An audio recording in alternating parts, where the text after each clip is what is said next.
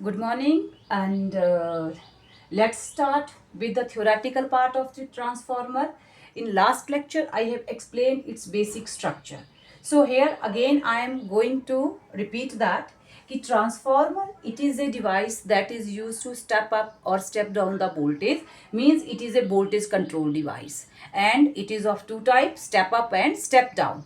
Then here जो इसका basic structure है यहाँ पे क्या है कि two coils, primary and secondary, they are bound over a soft iron core. Soft iron core के ऊपर we have bound them, और the coupling between the two coils is perfect. इतनी perfect है कि whatever be the change in first coil that gets linked with second coil, उसके साथ completely link हो जाए. तो here we are applied this AC source of input here across primary, and we will get output across secondary. यहाँ पे हम करेंगे. तो ये जो है हमारा यहाँ पे बेसिक स्ट्रक्चर है यहाँ पे. तो अब क्या होगा हमारे पास, हमने यहाँ पे प्राइमरी के across we will apply input. हम प्राइमरी के अक्रॉस जब एसी इनपुट अप्लाई करेंगे तो व्हाट हैपन, जब आपने प्राइमरी के अक्रॉस एसी इनपुट अप्लाई किया तो क्या है, with the passage of time current will grows. Current धीरे धीरे स्लोली ग्रोज करेगा. तो continuously changing current, when current will grows from initial to, वो ग्रो करता जाएगा, यानी कि चेंज हो रहा है. तो करंट के ग्रो होने से वहां पे प्रोड्यूस हो रहा है मैग्नेटिक फ्लक्स. अब मैग्नेटिक फ्लक्स है तो मैग्नेटिक फ्लक्स जो है वो भी with the passage of time change होगा. तो मैग्नेटिक फ्लक्स के चेंज होने से यहाँ पे प्रोडक्शन होगी इंड्यूस्ड ईएमएफ की. अब वो जो इंड्यूस्ड ईएमएफ है that will gets linked with the secondary. क्यों? because transformer works on the principle of electrostatic induction. Mutual induction यहाँ पे हो रहा है because we are using here two coils which are perfectly coupled. So whatever be the change, अगर इसके across current change हुआ तो flux produce होगा. फ्लक्स के चेंज होने के साथ there is production of EMF which will get linked across secondary because of electrostatic induction. तो ये हमारे पास यहाँ पे म्यूचुअल इंडक्शन का प्रिंसिपल है, वो काम करेगा. एंड कपलिंग दो कॉइल के बीच में इतनी परफेक्ट है कि वट एवर भी जो भी यहाँ पे प्रोड्यूस हो रहा है that gets linked across secondary, और वहाँ पे वेस्टेज नहीं हो रही है एनर्जी की इन एनी फॉर्म. तो ये हमारा बेसिक थ्योरेटिकल पार्ट है. अब क्या है कि जो हम यहाँ पे कर रहे हैं वही हमारे पास कि वी हैव अप्लाइड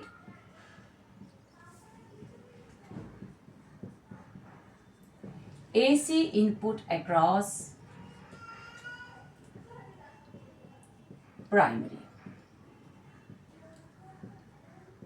हमने प्राइमरी कॉइल के अक्रॉस एसी इनपुट अप्लाई किया. अब क्या हुआ, द कंटिन्यूअसली चेंजिंग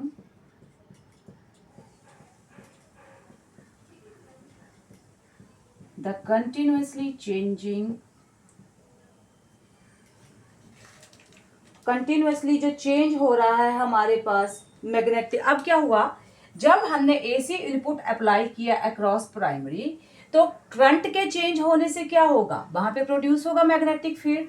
तो अब क्या हुआ, the continuously changing magnetic field,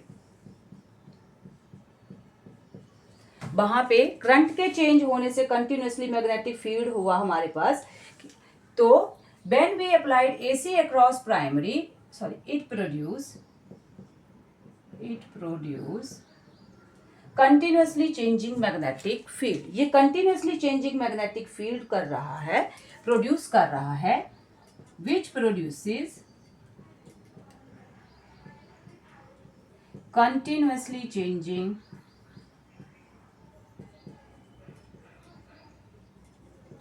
magnetic flux. ये मैं इसलिए राइट अप कर रही हूँ बिकॉज सम स्टूडेंट्स को ये थ्योरेटिकल लिखने में थोड़ा प्रॉब्लम लगता है, so that's why I am writing it here. तो AC इनपुट अप्लाई करने से वहाँ पे प्रोड्यूस हुआ कंटिन्यूसली चेंजिंग फील्ड, जिससे वहाँ पे प्रोड्यूस हुआ कंटिन्यूसली चेंजिंग मैग्नेटिक फ्लक्स। तो अब क्या हुआ इससे, सो द इंड्यूस्ड EMF प्रोड्यूस्ड, जो आपका अब फ्लक्स के चेंज होने से क्या होता है, EMF प्रोड्यूस्ड होता है। तो so the induced EMF produced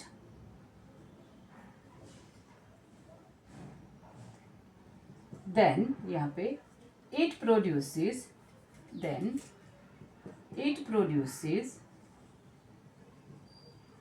induced EMF, ये प्रोड्यूस करेगा इंड्यूस्ड EMF को अक्रॉस सेकेंडरी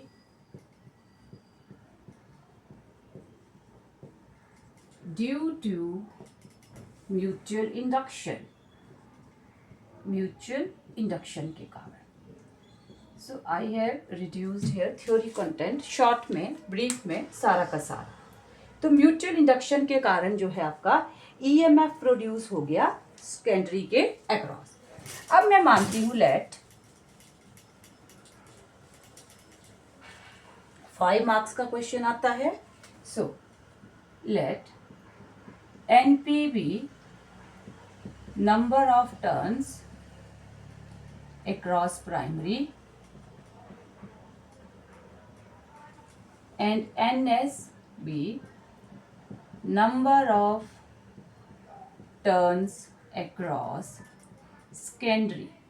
अब हमें बताना है कि प्राइमरी के अक्रॉस नंबर ऑफ टर्न्स को हम NP से ले रहे हैं और सेकेंडरी के अक्रॉस नंबर ऑफ टर्न जो है हमारी NS है। अब मैं लेती हूँ let d phi upon dt। अब देखो phi जो होता है फ्लक्स एंड t जो होता है टाइम, तो it means flux is changing with time. Be the rate change of magnetic flux, be the rate change of magnetic flux, ये है हमारी rate change of magnetic flux across each turn, जो भी हमारे पास per turn in each coil, per turn in each coil, ये है हमारे पास rate change of magnetic flux per turn in each coil हमारे पास यहाँ पे। तो अब क्या होगा, इसके कारण जो है जब करंट फ्लो करेगा प्राइमरी से तो क्या होगा, it will magnetize soft iron core and soft iron core के मैग्नेटाइज से वहां पे प्रोडक्शन हो जाएगी EMF की। तो सीधी सी बात है, when current flows through primary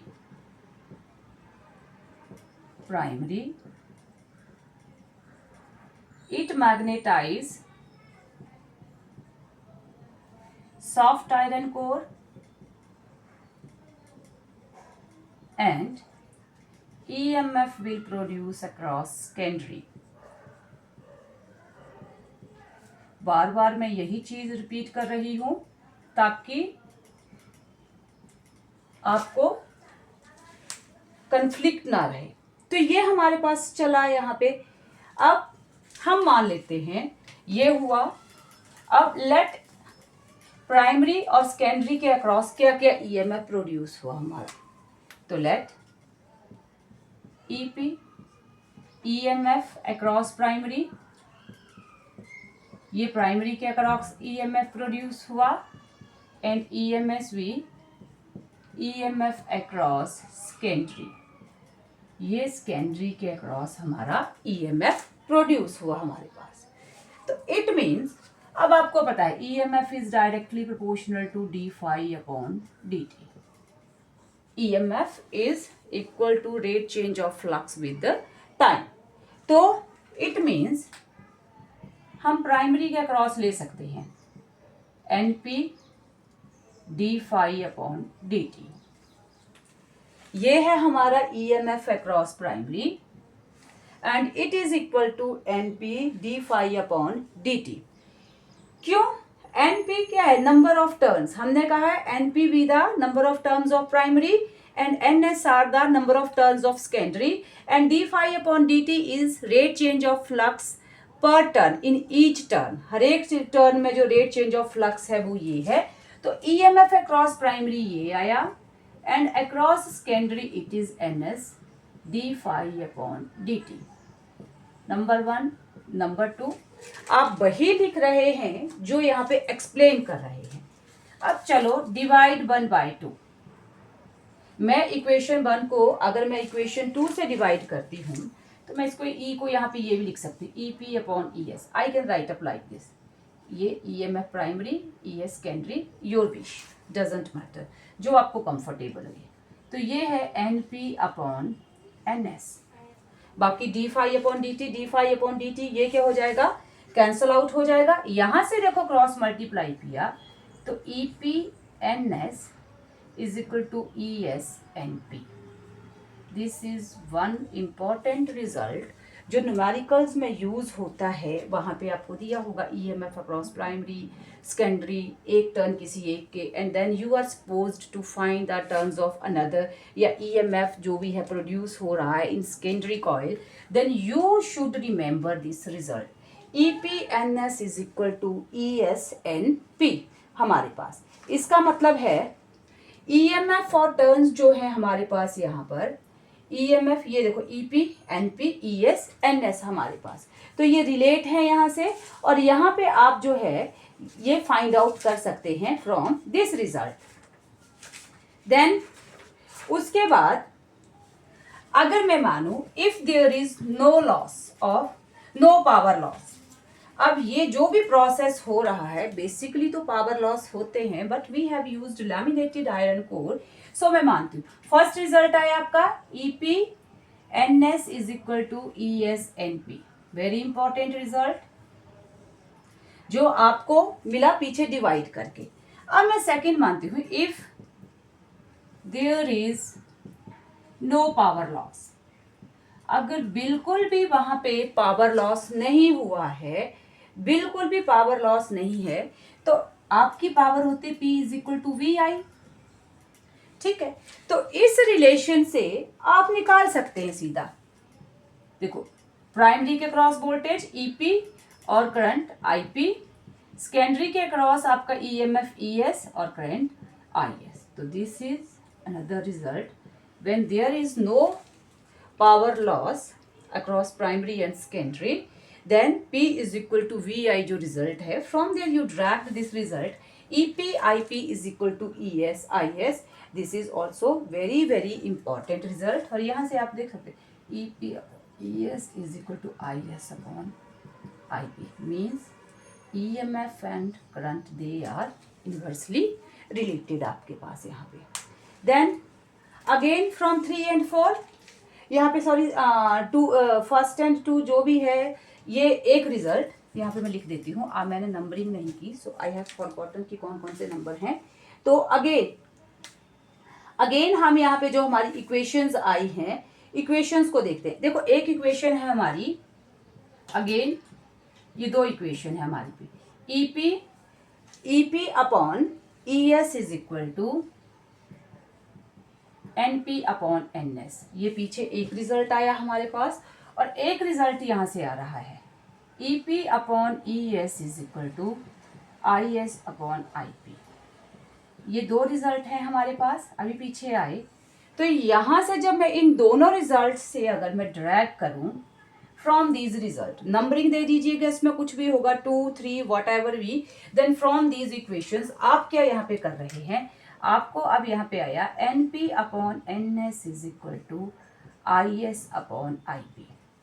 जब आपने इक्वेट किया तो ये इक्वल हो गई. It implies NP IP is equal to NS IS. This is again one of very important result. तो ये जो रिजल्ट हैं इसके आपको पता होने चाहिए कि किस हिसाब से हैं ये रिजल्ट, बिकॉज ये रिजल्ट्स जो हैं they will help you to find out the solution of the numericals. और ये है हमारे पास पूरा का पूरा theoretical part of this transformer. So thank you students. Please keep on watching my videos. like my channel and subscribe it. Thank you.